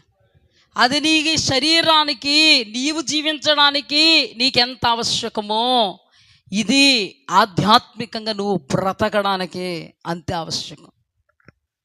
ఆ ఆహారం దగ్గర ఉన్నటువంటి ఆసక్తి అంతకంటే నిత్య జీవానికి ఆధారమైనటువంటి ఆ ఆహారం యొద్ద ఉండడం లేదు అంటే శోచనీయము. ఏ నియమం? శోచనీయం. జాగ్రత్త సుమా, దేవుని కొరకు ప్రాకులాడదాం. దేవుని ఎదుట గజగజ ఉణుకుదాం. దేవుని చిత్తములో నిలబడుట కొరకు ఆరాటాన్ని మనం కలిగి ఉందాం. నిత్య రాజ్యములోనికి ప్రవేశించడానికి లోకంలో ఎంత పోరాటమైన దేవుని వాక్యముతో సాధించి నిలబడదాం. వాక్యం వేరు, మన బ్రతుకు వేరు అయిపోవడానికి వీలు లేదు. ఏమంటే కొందరు అంటారు, తిన్న ఆహారం అంతా ఎక్కడికి వెళ్ళిపోతుంది తెల్లదండి, నీరైపోతుందండి అంటే ఆ వ్యక్తి ఎంత బాధపడిపోతాడో. తిన్న ఆహారం ఏమైపోతుందంట? నీరైపోతుందంట. అందరూ అడుగుతున్నారంటే పెళ్ళికి వెళ్తుంది, అప్పుడు ఎందుకు ఇలాగ అయిపోతున్నావు? అలాంటప్పుడు వచ్చేసి తిన్న ఆహారం అంతా నీరైపోతుందని గంగావతి హాస్పిటల్కి వెళ్ళిపోయి ఏదైనా టానిక్ రాసేయండి మాకు. తిన్న ఆహారం నీరైపోకూడదు, నీకు వంట పట్టాలి. హల్లెలూయా. నువ్వు ఇక్కడికి వచ్చి కూడా ఈ ఆహారం తినకుండా నీరు చేసేసుకున్న పరిస్థితుల్లో నువ్వు ఉండడానికి వీలు లేదు. జాగ్రత్త. ఫస్ట్ నుంచి కూడా మనం ధ్యానం చేసుకుంటే ఇశ్రాయేలు జనాంగం ఆ మరణం నుండి తప్పింపబడ్డారు, నాశనం నుండి తప్పింపబడ్డారు. ఎందుకు తప్పింపబడ్డారంటే వాళ్ళు దేవునికి భయపడ్డారు, సమూయేలు అనబడేటువంటి దైవజనుడికి భయపడ్డారు, ఆ వాక్కును నమ్ముకున్నారు. కానీ ఆ వాక్కును కడవరకు నమ్ముకోవాలి. హల్లెలూయా. కడవరకు నమ్ముకోవాలి కాబట్టి కడవరకు నీకు సహవాసం కావాలి. హల్లెలూయా. సహవాసమునకు పిలిచిన వాడు నమ్మదగిన వాడు. ఆ దినము సమీపించిన కొలది మరధికంగా సహవాసంగా కూడుకొనుటను నిర్లక్ష్యం చెయ్యొద్దని ప్రకటన చెయ్యమని సెలవిచ్చిన దేవుడు సాక్షాత్తు నీ దేవుడు. వాళ్ళు నమ్ముకున్నారు, నిజమే, భయపడ్డారు. అప్పుడు కీడు తప్పింది. తర్వాత తప్పిందా? తర్వాత ఏమయ్యారు? ఏ దైవజనుడు వాక్యం చెప్పారా, వాక్యాన్ని పక్కన పెట్టారు. రాజు పక్కన పెట్టాడు, ఇశ్రాయేలు పక్కన పెట్టారు. అందరికీ ఏమొచ్చింది? అందుకేనండి అప్పుడు చాలా గొప్ప క్రైస్తవును నడవదో. నాకు తెలియకడుతున్నారు, పాత నోట్లు ఉండి కదా మనకప్పుడు 500 నోట్లు అయ్యిని. ఇప్పుడు మార్చేయండి. మరి అవుతుందా? అవదు. రూల్స్ అండి. మరి ఇది రూలేనండి. నీ అలనాడు భక్తి ఈనాడు నిన్ను నీతిమంతుడుగా నిలబెట్టదు. ఎప్పటికప్పుడు నీవు దేవుని వాక్యమును బట్టి ఏం చేయాలి? అప్డేట్ చేయబడాలి. హల్లెలూయా. అన్నీ అప్డేట్ చేయబడుతున్నాయి. నువ్వు కూడా ఏం చేయబడాలి? ఎప్పటికప్పుడు దేవుడు నీకు ఇచ్చేటువంటి వాక్యం కొరకు నీవు శ్రద్ధ కలిగి, నన్ను వెతుకు వారికి నేను దొరుకుతాను. ఆయన దొరుకుతాడంటండి వాక్యాన్ని వెతికితే. వాక్యాన్ని వెతికితే ఎవరు దొరుకుతారు? ఆయన దొరుకుతాడంట. హల్లెలూయా. చివరి మాట ఇది. కడవరకు దేన్ని నమ్ముకోవాలమ్మా? కడవరకు దేన్ని నమ్ముకోవాలి? అందుకేనండి వయసుతో సంబంధం ఉండదండి సంఘానికి, సంఘస్థులకి. తెలుసా ఆ మాట? నువ్వు 10th క్లాస్ చదువుతుంటే నీకు 15 సంవత్సరాలు ఉండాలి. 50 సంవత్సరాలు ఉండి నేను 10th క్లాస్ చదువుతానండి వెళ్ళావు అనుకోగా, ఎక్కడికి? రవినగర్ స్కూల్కి జాయిన్ చేసుకుంటాడా? అందుకే నీకు వయసుతో సంబంధం ఉంది. ఇక్కడికి రేపటి దినం ప్రాణం పోయేటువంటి పరిస్థితులు నువ్వు ఉన్నా నిన్ను దేవుడు చేర్చుకుంటాడు మందిరంలోకి. హల్లెలూయా. బాగా వృద్ధాప్య దశ వచ్చేస్తే ఎంత పెద్ద డాక్టర్ అయినా కోట్లు ఇచ్చేస్తామండి అన్నా కూడా శరీరం సహకరించట్లేదండి, సారీ, ఈవిడ తీసుకెళ్ళిపోండి అంటాడా? కానీ నీ దేవుడు ఎటువంటి పరిస్థితుల్లోనైనా నిన్ను హత్తుకుంటాడు, నిన్ను కావాలనుకుంటాడో, నిన్ను ఎత్తుకుంటాడో, రానా యొద్దకంటాడు, నేనున్నాను నీకంటాడు. ముదిమి వస్తే నువ్వెవరికి పని చేయవేమో, నీ ముదిమి కాలం వరకు ఎత్తుకుంటాను నేను. దేవునికి స్తుతి కలిగాక. ఏమండి, ప్రతిదానికి లిమిట్ ఉంది, ప్రతిదానికి ఏజ్ ఉంది, ప్రతిదానికి ఫలానా ఫలానా ఫలానా ఫలానా ఉంది. నీ దేవుడి దగ్గరికి నువ్వు రావడానికి ఏది నీకు అడ్డు రాదు. ఇది ప్రత్యేకం కాదా? అవునా కాదా? అందుకే దేవుడు అంటాడు, నీవు చనిపోయేంత వరకు నీకు సహవాసం కావాలి. నీవు సమాధిలో పెట్టబడేటువంటి దినం వరకు నీకు వాక్యం కావాలి. ఎందుకంటే కడవరకు నీవు కలిగిన దాన్ని గట్టిగా పట్టుకోవడానికి నీకు సహాయపడేది కేవలము దేవుని వాక్యము మాత్రమే. హల్లెలూయా. అందుకే ప్రకటన గ్రంథంలో నీవు కలిగిన దాన్ని నువ్వు గట్టిగా పట్టుకో. నీకు కలిగిన దాన్ని నువ్వు గట్టిగా పట్టుకోలేదనుకో, దేవుడు నిన్ను విడిచిపెట్టేవలసి వస్తుంది. పరలోకానికి ప్రవేశం నీకు ఉండదు. ఈ దినాన పరలోక రాజ్య ప్రవేశం కొరకే మనందరం యేసు క్రీస్తు ప్రభు వారిని వెంబడిస్తున్నాం. కేవలము ఒకవేళ అజ్ఞాన దశలో దేనికో వెంబడిస్తున్నానని నువ్వు అనుకుంటున్నావేమో, ఈ దినము దేవుడు నీతో సుస్పష్టంగా చెబుతున్నటువంటి మాట ఏంటంటే, నిత్య రాజ్య వారసునిగా నువ్వు చేయబడాలనే దేవుడు కోరుకుంటున్నాడు. ఆ రోజున ఆయనే రాజుగా ఉండాలని ఆయన ఉద్దేశం, కానీ ఆయన ఉద్దేశాలను వాళ్ళు కాలదన్నారు. ఇక్కడ అహరోను మోషేలు మాత్రమే నాయకులకి యాజకులకు ఉండాలని ఉద్దేశం, కానీ ఆ ఉద్దేశాన్ని వాళ్ళు కాలదన్నారు. ఈ దినాన నీ ఎడలని దేవుని ఉద్దేశం ఏంటో తెలుసా? నీవు సహవాసంలో ఉండాలి, సేద ఇక్కడి నుంచి పరలోకం రావాలి. ఈ ఉద్దేశాలను కాలదనుతున్నావేమో, జాగ్రత్త సుమా. దేవుడు వాపోతున్నాడు, దేవుడు దుఃఖపడుతున్నాడు. పరిశుద్ధాత్మను దుఃఖ పెట్టకుడి, ఆత్మనార్పకుడి. దేవుడు నీయందు సంతోషించినట్లుగా నీవు ఆయన కార్యాలలో, ఆయన వాక్యములో నిలబడితే, దేవుడు నీయందు సంతోషిస్తే, నీవు దేవుని యందు సంతోషిస్తే, యుగయుగాలు పరలోక రాజ్యములో సంతోషం. హల్లెలూయా. మా నాన్న ఇంటికి నేను వెళ్ళాలి, మా తండ్రి యేసుని నేను చూడాలి.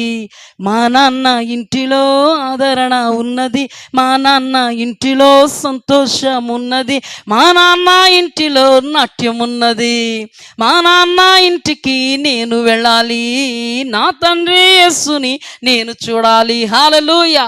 సహవాసానికి పిలిచిన వాడు నమ్మదగిన దేవుడు గనుక దేవదేవుని యొక్క సముఖములో మనం అందరము సహవాస విషయంలో అత్యధికమైనటువంటి ఆసక్తిని కనుపరుస్తూ దేవదేవుడు ఉద్దేశాల్లో నిలబెడుతూ నిశ్చయముగా మనమందరము నిత్య రాజ్య వారసులు మగు నిమిత్తము దేవుడు మనల్ని ప్రేమించిస్తున్నటువంటి వాక్యపు వెలుగులో మన యొక్క చీకటి కోణాలను తొలగించుకొని దేవుని కొరకు సంపూర్ణులుగా నిత్య రాజ్య మహిమలో మహత్యం కలిగిన ఆ లోకములో నిలిచి ఉండేటువంటి భాగ్యములో దేవుడు మనల్ని ఎన్నటికి నిలవబెట్టునుగాక. ఆమేన్.